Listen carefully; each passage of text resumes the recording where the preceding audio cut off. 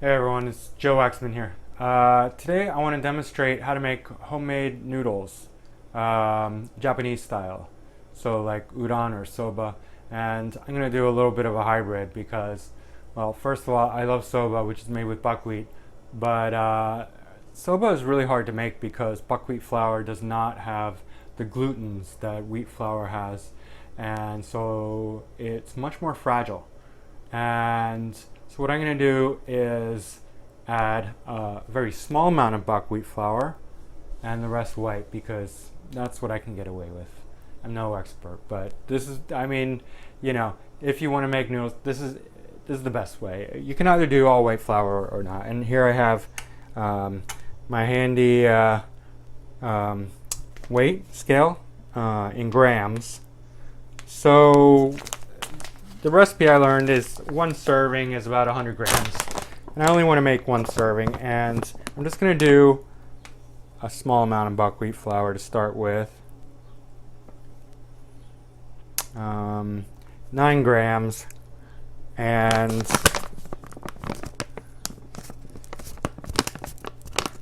the rest I'm just going to use.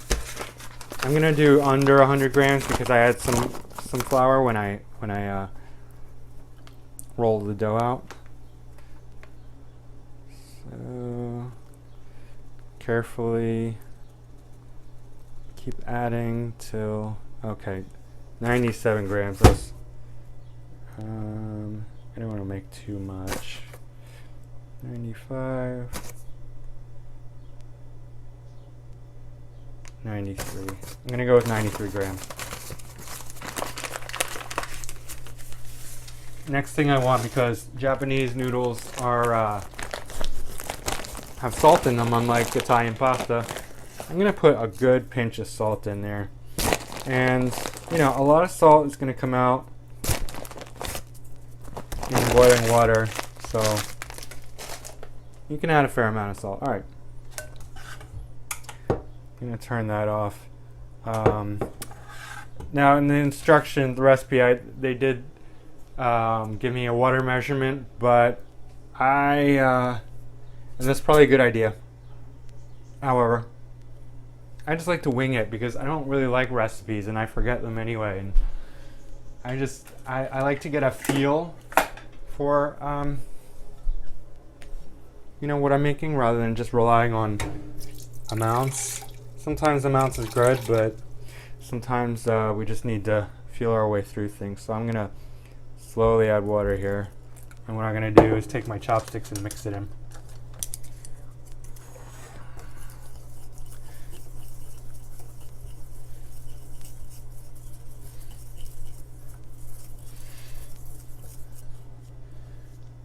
And because it's so dry in the beginning, I can use my hands without getting them all sticky. Just kind of mixing that water into the flour.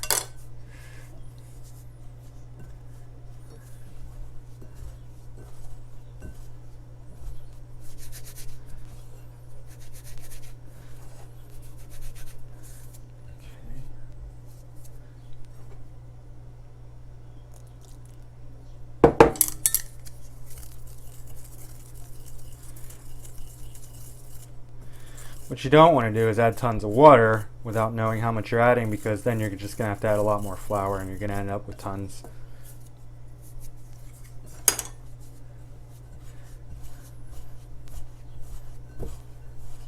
The end result is you're just going to make a dough and knead it a lot, and you want it to be dry, a dry dough, because otherwise the noodles will stick. And this is going to be a two-part video because it's going to have to go in the fridge overnight. That's how the glutens really develop. Otherwise your noodles are going to fall apart. And you can leave it in there even beyond 24 hours if it's sealed in a plastic bag. You can have it be in there for a long time.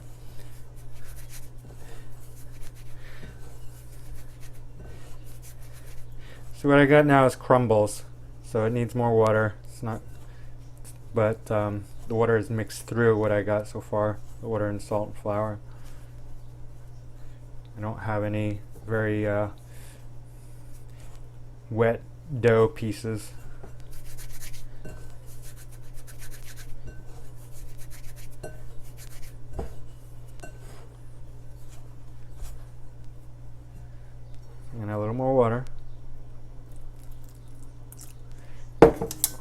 Mix that in.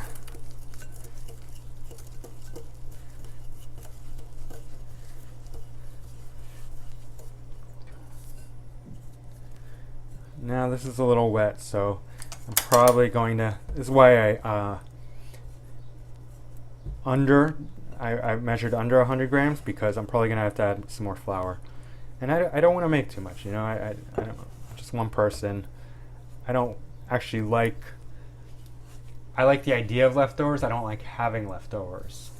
But if I do have leftovers, I certainly want to eat them. I don't like wasting food. But I like to make my food fresh as much as possible. So now my dough is wet. I had a little too much water, which is, you know, what I was expecting I was going to do. So I'm going to add a little more flour. And then I'm going to start kneading.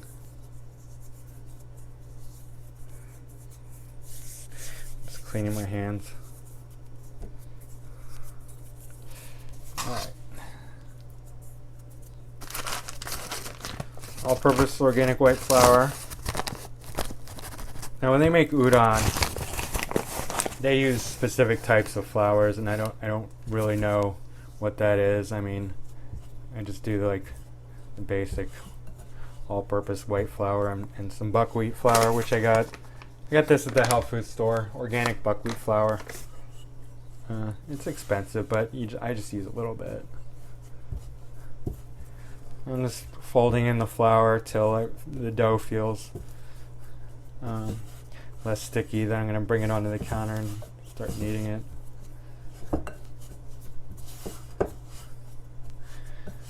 So easy to add too much water when making dough. I guess that's why they have water measurements, but I just wing it.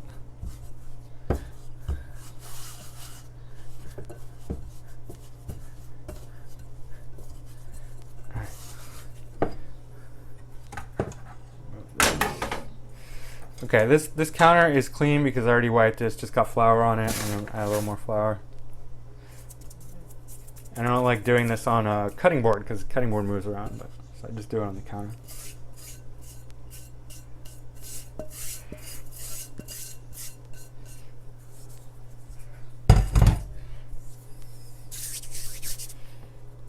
And all I'm doing is just going to knead it into a dry dough.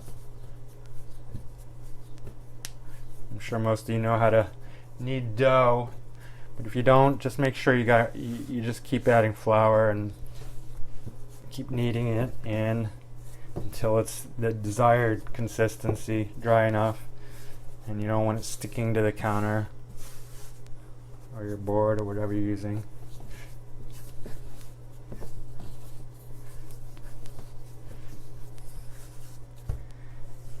And the main idea with kneading is that you're breaking the glutens open. The glutens in the wheat. Wheat has this protein, this gluey protein, which makes it so unique. It's why we use it. So if you can see what I'm doing, I'm pulling it apart as I'm kneading it, and that's going to help to break the glutens open. And I'm adding flour, drying it out. So obviously, like, you know, this is helping the glutens form, which we need for the noodles to stick together, and then leaving it overnight in the fridge is the other thing that's going to really develop the glutens, and then we can have nice, long, thin, stringy noodles that don't fall apart and are chewy when we eat them. Good texture. So this is very important. I mean, this is the whole thing in making good noodles, is you want the glutens fully open up.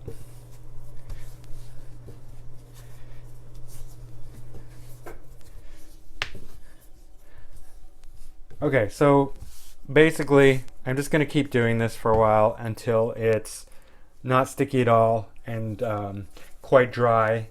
Obviously you don't want to go so far at that you know, your dough is not sticking to itself, but it can hold a lot of flour.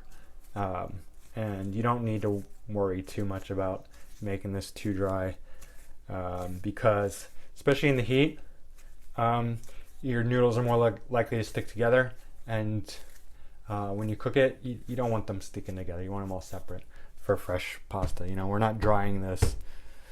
All right, so this is a 2-part video. I will be back tomorrow with the rest. Actually, I'll just show you right when I'm fully ready to put it in the fridge. Okay, be right back.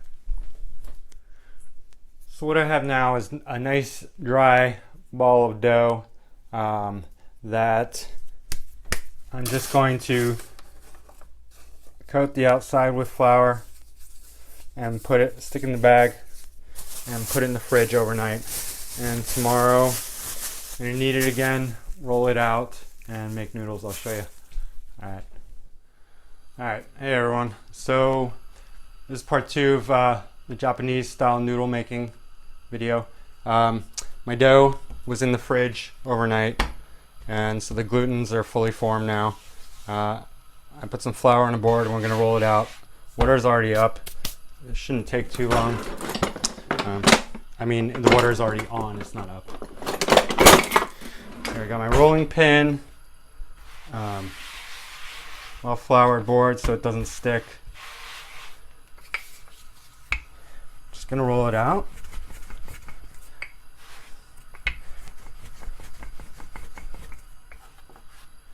And you wanna keep making sure that your dough is floured enough, because otherwise it'll start sticking to the board. You don't want that. And it's hot out, so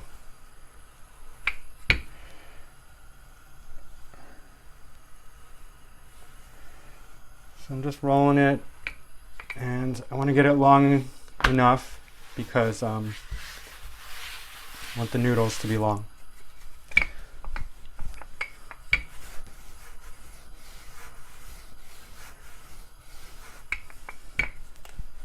What I don't want to do is roll it out too thin, actually, because then the noodles will just be too delicate. And I don't want that.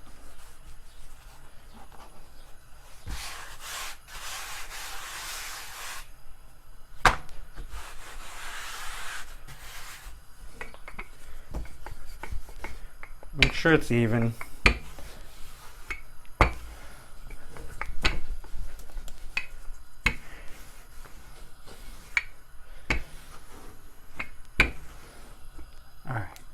I think that's good. Guys, it is a little thick, but I kind of want that because it's just, you know, it gives it more that homemade noodle feel. The noodles will hold together well. They'll be nice and chewy and thick. Really nice texture.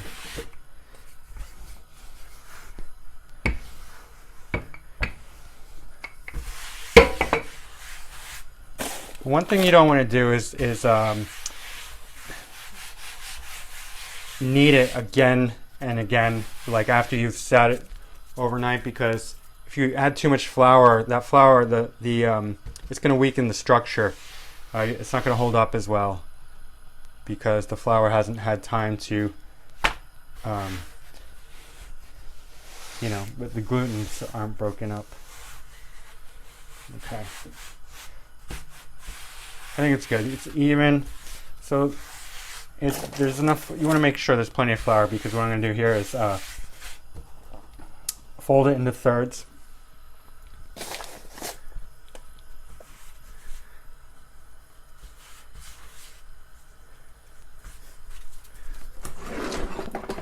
Get out my trusty Japanese vegetable knife, and I'm going to start cutting. I'm going to try and get as even as possible and around the same width as the thickness, so not too thin, not too thick, just straight up and down. And see, this whole process took about as long as the water took to come up to a boil, so it's really not that hard, and it doesn't take that much time. You know, once you understand what you're doing. And a flat blade really helps with this kind of cutting. don't know if you can see that. Alright, water is almost up. And I can do this beforehand, before I do my dish, which I'm going to show you again. The dish I'm going to make with these noodles right after. But I'm going to rinse them in cold water, so you can make these a little bit in advance, ahead of time. You know, just rinse them. Once they're cool, they're not going to overcook. You know, they're good. And don't let them sit too long like this, obviously, especially if the weather's hot, because they could stick together. So now, water's boiling. I'm just going to slip my knife carefully underneath them. I don't want to, I want to be delicate here. Just folding it over a little bit. Straight into the water. Chopsticks. I gotta stir here. This part is a little crucial. Gently stir all the noodles, mix them around, make sure they're not sticking to the bottom, because they're gonna want to. And you're just, the hot water and the stirring, you're breaking them apart, getting the individual noodles kind of sealed by the hot water. So I can see they look good. They might want to tend to break where the fold is. Some of them might break. That's okay. It's just the way it happens. But once I think that they're all separate enough, you can just let them go. And depending on how thick you cut them, that determines how long they're going to need to cook. The thicker the dough, the thicker the cut, the longer they'll cook. But you don't want them too thin, so. I don't know if you know this style, like if you go to a Japanese restaurant and you get udon especially. I know I put some buckwheat, but this is kind of more like udon style. I just wanted to add a little buckwheat just for fun. They're thick. These home style Japanese udon are very thick. They're almost like twice the size you'd get in a package. And the flour obviously is going to make the water boil up like that. You can turn the flame down a little bit if you're worried about that. Not too low. You don't want to turn too low. Just a little reduction in flame does the trick. In the meantime, I'm going to wipe all this extra flour off my board. And now that the foam went down, I can turn it back up again.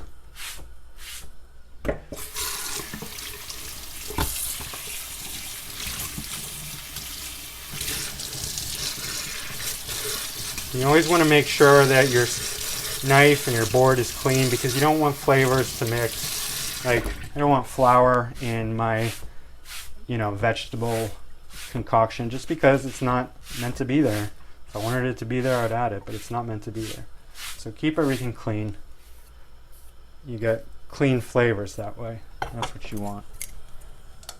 And I'm not doing anything else while this is cooking. Like, I'm not cooking anything else because it's so important to get it right. Like I said, the cooking times are going to vary depending on how thick your noodles are. And so there's no set time. Like if you're used to cooking udon or soba at home, you know how long it takes because you're doing it all the time, and the consistency, the size is always going to be the same. These are always going to be a little bit different. So how long they take to cook is always going to be a little different. And you want to keep gently stirring it and watching them. And see, look at this. Look how beautiful this looks. Okay? That's a hot noodle, but I'm going to break it off just to get an estimate. Oops. Break off a piece just to see how it's coming along. Very nice. Chewy. You can tell like it sat overnight and the glutens really came together. That's what I want. Cooking time, maybe one more minute. I want them to be al dente because I'm going to add them to a dish and they're going to cook a second time. This is not going to be a noodles and broth. This is going to be my version of a Japanese noodle curry. So I have something interesting you'll like. It'll be neat. I want to show you. Hang in there. All right. This is what I'm going to do. I'm going to take them out and rinse them because I know they're still not fully cooked, but the rest of the cooking is going to happen with the curry. And you don't want to overcook these. You don't want to undercook them, but you don't want to overcook them either.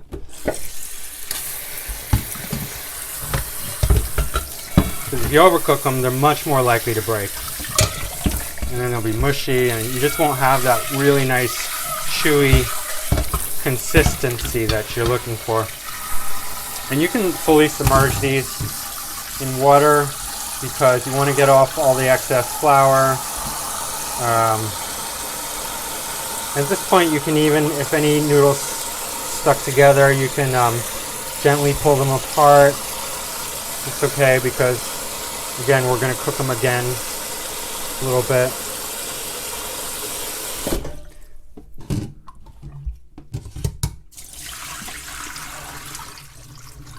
And I want to make sure they're totally cool.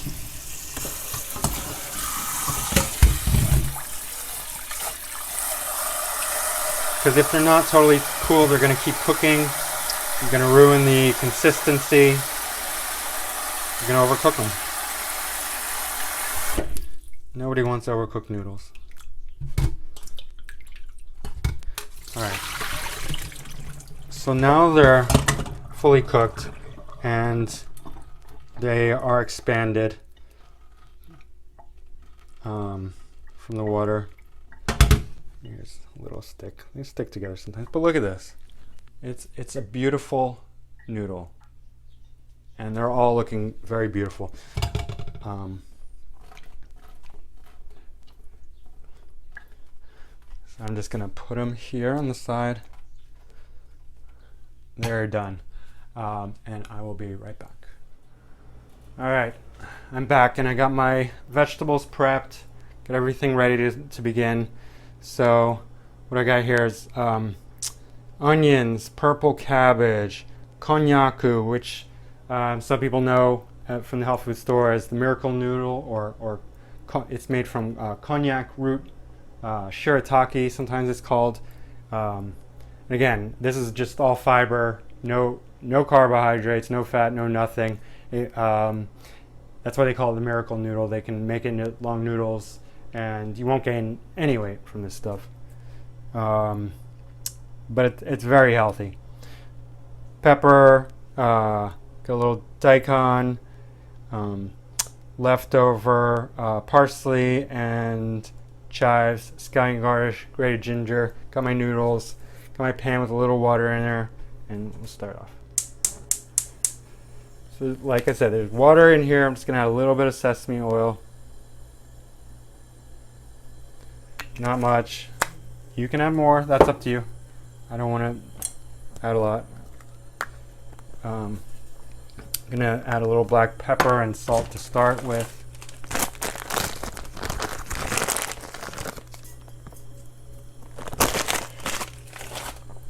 And this is gonna be like a Japanese curry style. So Japanese borrowed curry from India. I'm borrowing it from Japanese. And I'm just going to do it my way. It's not, I'm not a stickler for the rules when it comes to this kind of thing. It's not going to be something that you're going to find in either Japan or India or anywhere. It's mine. I own it. But onions in. Let's put the garlic in. Sorry, not garlic. No garlic this time. Ginger.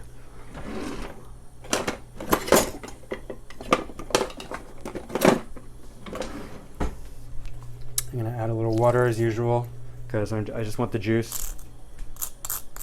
Scraping it.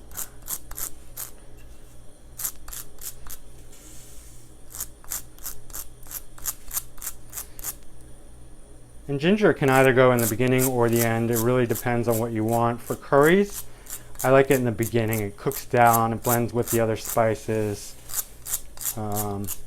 It becomes less prominent, but it's still there. It's just nice, really nice curry style.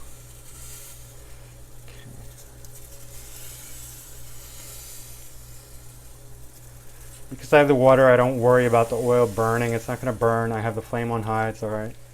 Because I don't like to waste. I take the time to get every last little bit. And the cabbage and the pepper are going in first. And we got such bright, nice colors here with this one. Purple cabbage and red pepper, green, white daikon. Yeah. It's really pretty. Stir that in there. Got my noodles right here, just sitting, waiting.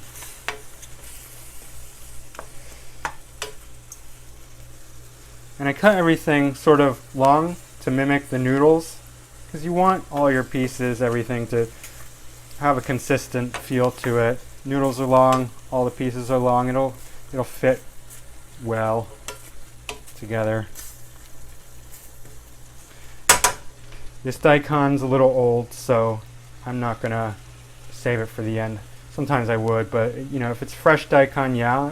If it's been sitting around for a little while and it's more, you know, starting to dry out a little bit, it's not gonna be as good fresh. So mix that in. As you can see, these colors are gorgeous. All right. I'm going to add turmeric because turmeric's awesome, and there's some turmeric in this curry powder anyway. But check this out. This is a curry powder from Afghanistan. Where I live, there's a lot of Asians from all over the place. And there's this one store that I found. It's owned by this mother and daughter from Afghanistan. They barely speak English. I don't think the mother speaks English at all. But they have all these real, authentic Afghanistan products that you probably can't get anywhere else outside of Afghanistan. So I'm pretty lucky in that sense that I can buy this curry powder, which comes straight from Afghanistan, and I can use it because it's unique. You know, you're not going to... There's so much of it, and it's so good. Alright. So don't want to go too heavy on the curry powder because I'll tell you what, curry powder, spices, herbs, spices help balance out fatty foods, but there's not really a lot of fat. So if you overdo the curry in a lean dish, it's going to taste like medicinal. You know, too herbal, too spicy. No richness, no fat, and I'm just a minimalist. I like it, this stuff. Maybe you like more rich food than me, but that's your preference. I like to stay lean and sharp. I'm gonna add a little bit of water here and let it simmer. And by the way, you know, when you have a habit of not making your food too rich, then it helps with thinking. I have to be careful how I say that. But yeah, if you want to be really, if you want to empower your mind, eat less fat, eat less volume, just really be careful in that area. All right, this is going to simmer for a little while, guys, maybe like 5 minutes or so. I'll be back. Alright, so my curry's been simmering for a while. Just going to do a little close up here. Okay, you can see it's so vibrant, the colors, with the purple cabbage, the red pepper, the turmeric, and the curry give it a, you know, a nice color, everything orange. And alright, so this is ready. I tasted it. I'm going to add the noodles, and then I'm going to add my last little bit of veggies, my chives and parsley, and then I have a big bunch of scallions to top it off with. And I'm going to add a little bit of shoyu just to keep the Japanese influence in there. Alright. And you know what? I'm just going to add a touch more water because I think it needs it.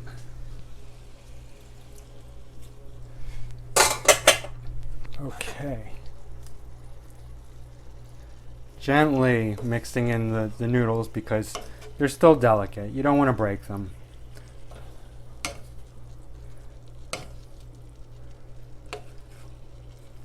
And my flame is not high anymore. It needs to be a little higher. Oops. I'm going for a medium flame.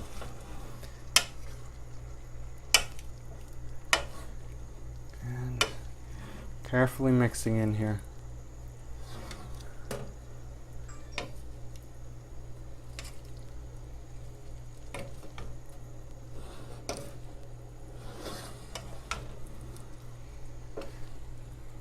All the noodles to break up, you know, not break up, but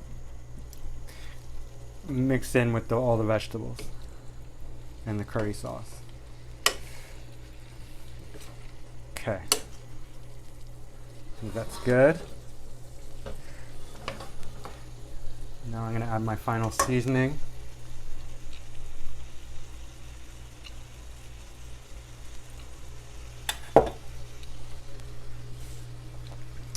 Mix that in.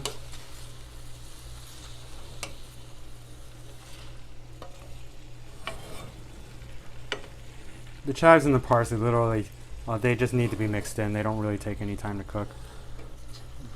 I mean, they can be garnishes themselves, but I already have a garnish, so they just lighten up the dish.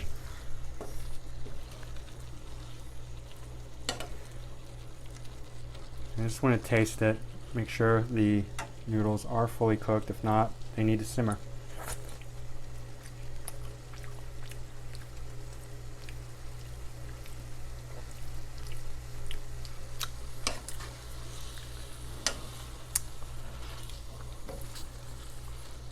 They need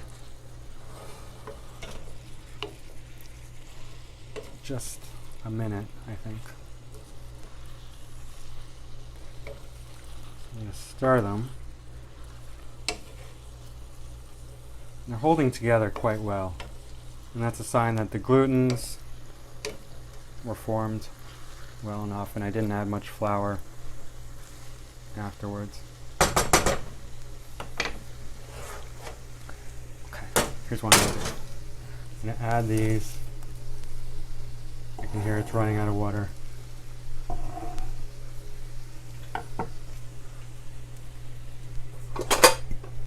Touch more water.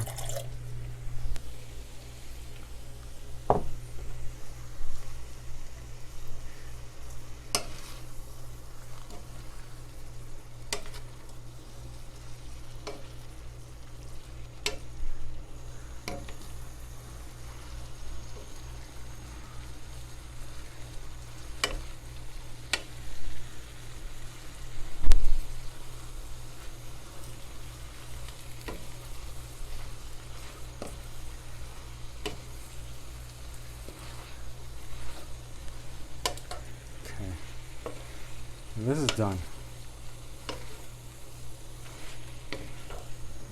It's a big portion.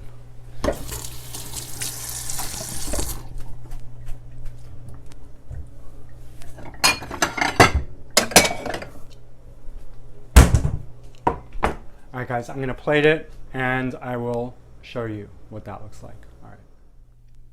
This is the finished product. Scallion garnish, toasted sesame seeds on top. See you guys later.